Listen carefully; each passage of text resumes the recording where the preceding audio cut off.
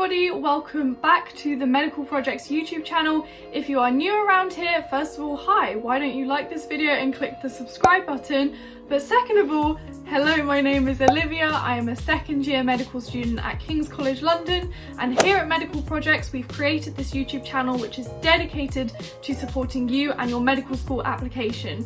So we offer all our tips and tricks and bits of advice that we can to ensure that you have the best possible chances of getting into your dream medical school. So as I'm sure many medical applicants are aware, it is currently the kind of entrance exam testing season. It usually happens in the summer before medical school, and so a lot of you will have been sitting the UCAT exam. Now if you don't know what the UCAT exam is, or you want to familiarise yourself with it, go check out our video. We did an overview about the UCAT exam and also a video all about the modifications that you may be expecting due to COVID. And whilst we're talking about the UCAT exam, I want to take this opportunity to say congratulations to all of you that have sat the exam, and keep on going. If you're about to sit the exam, you've got this, keep studying hard, and it will be over before you know it, and I hope you get a score that you're proud of. So since a lot of you are sitting your UCAT exam now and will be doing so in the next couple of months and receiving your scores, I thought this video might be useful because today we're going to cover what is a good UCAT score? It's one of those questions which we never really have an answer to, and a lot of medical school applicants just don't really know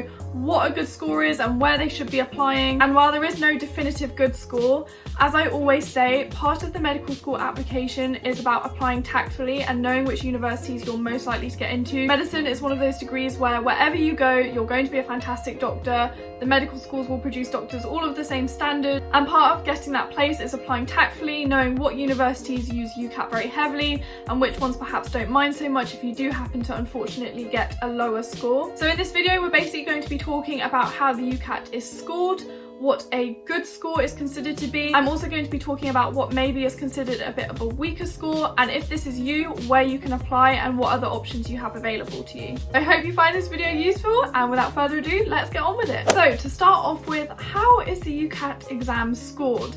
It's a bit confusing. It's unlike any exam you will have ever sat before, but basically there are 5 sections of the UCAT exam, and if you want more information about them, again check out the overview video we did. But 4 of the sections are scored from 300 to 900, 300 being the weaker performance and 900 being the maximum points you can achieve. If you're getting 900, you are, I don't know how you get 900, but that is pretty impressive. And the final section, situational judgment, is scored from band 1 to 4, band 1 being the strongest and band 4 being the weakest. So what happens is that by the end of the exam, your results get collated and they're given to you straight after your examination. They're either going to be printed out for you if you're testing at a test centre, or they'll show up on the screen, I believe, if you're testing at home. This is something that's quite novel to this year because obviously we're in a global pandemic. So overall, your score will be out of a maximum of 3,600, and obviously you'll be band 1 to 4. So what is a good score? I want you to take the term good with a pinch of salt because of course every university does stipulate slightly different scores, or they may not even stipulate one at all. Now, as frustrating as this is, my point here is that my main bit of advice when it comes to applying to medicine is do your research. You'll be surprised how much information is out there if you actually delve in and really look for it. So look on the university website. Some universities may have a UCAT cutoff score, some may say historically it was around this, although this is subject to change. And you know, if in doubt, email admissions tutors and try and find out, or reach out on platforms like Instagram to current students and see what kind of scores they were getting. However, I do want to point out that every year after testing finishes, the UCAT Consortium releases a document which outlines the deciles that you will fall into based on that year's testing cycle results.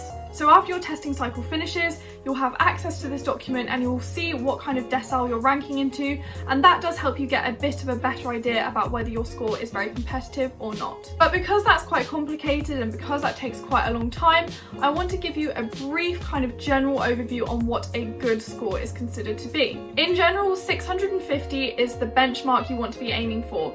Most medical schools at an undergraduate level will be happy with 650. Of course, there will be exceptions. I know off the top of my head that Newcastle and Glasgow like to see kind of 700s, which is particularly high. But if you're achieving a score of 650, I would say that is competitive for a lot of medical schools. If you're getting scores of kind of 680 and above, that is deemed particularly high, and if you're hitting that 700 mark, I would say that you're more or less safe to apply to anywhere you would like. Now, Bear in mind that even if you get a score of, let's say 700, let's push the boat out, even if you get a score of 700 but you happen to get, I don't know, band 3 or band 4, you need to check whether you're still eligible to apply to that university. The reason I say that is obviously off the back it looks like you've got a very competitive UCAT score. However, some universities stipulate that they won't even consider your application if you don't reach a certain banding, and this is usually going to be band 1 or 2. That's just something to keep in mind if you do happen to max out your UCAT score but you do happen to get a bit of a lower banding score.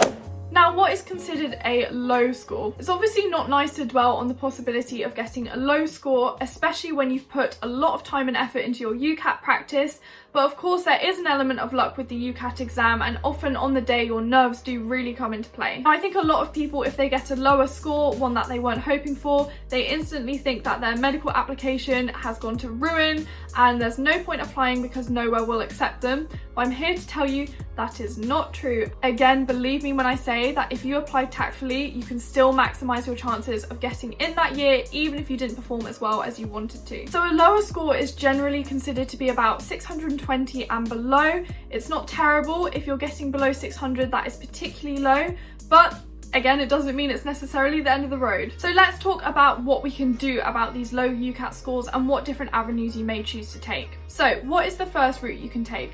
Well, if you're sitting the UCAT early enough and you think you have adequate time to prepare for the BMAT, you can of course sit the BMAT exam, and that might be able to compensate for a lower UCAT score if you perform well in the BMAT. However, for many people, understandably, they only want to sit one entrance exam, or perhaps are not interested in the universities that use the BMAT exam.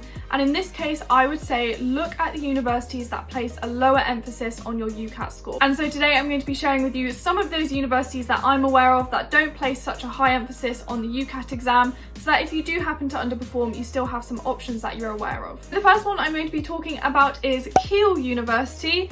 Keele University actually ranks really highly in the medical league table, so it's definitely one to consider. It has a really beautiful green campus, and the best news is that for 2019 entry, their cutoff score was 570. They have also stipulated that you must get band 3 and above in situational judgment, but I would say that's very achievable. Now, although Keele doesn't mind so much if you get a lower UCAT score, it is worth pointing out that Keele has a separate form that they want you to fill in, which is called the Roles and Responsibilities form, and this basically entails you being able to talk about your work experience in depth, and you submit that form a bit further into the application when they're starting to consider you for interview.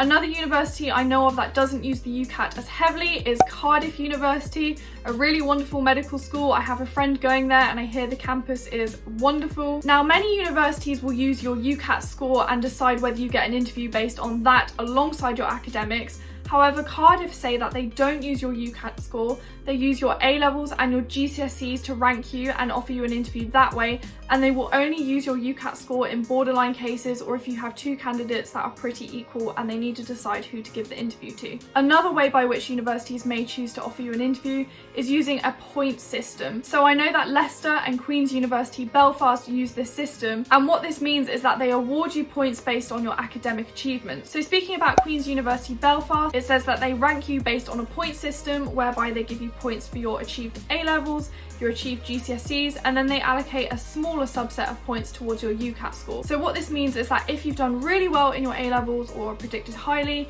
and have done really well in your GCSEs, you will have already pretty much maxed out most of the points, and so having a lower UCAT score is not going to have a huge effect on your cumulative total. Another thing I also want to say is that, obviously from my experience applying to Leicester, in borderline cases, instead of using the UCAT exam as your cutoff like they did in Cardiff, in Leicester they look at your personal qualities, which are going to be found within your personal statement. This is just something to take note of, again, because it's something that Leicester uses that actually other universities don't really care about. Another university I want to recommend to you if you have a lower UCAT score, and also if you happen to have band 4 in situational judgment, is the University of Plymouth. Looking at the admission statistics from last year, a score of 600 and above will usually be sufficient for Plymouth, and they've also said that they don't consider your situational judgment. So even if you get band 4, again, it's not the end of the world. So those are just some of the universities that don't mind so much if you have a lower UCAT score. I think the overall point I want to try and get across to you is that different universities use the UCAT exam scores in very different ways. Some place more emphasis on academics,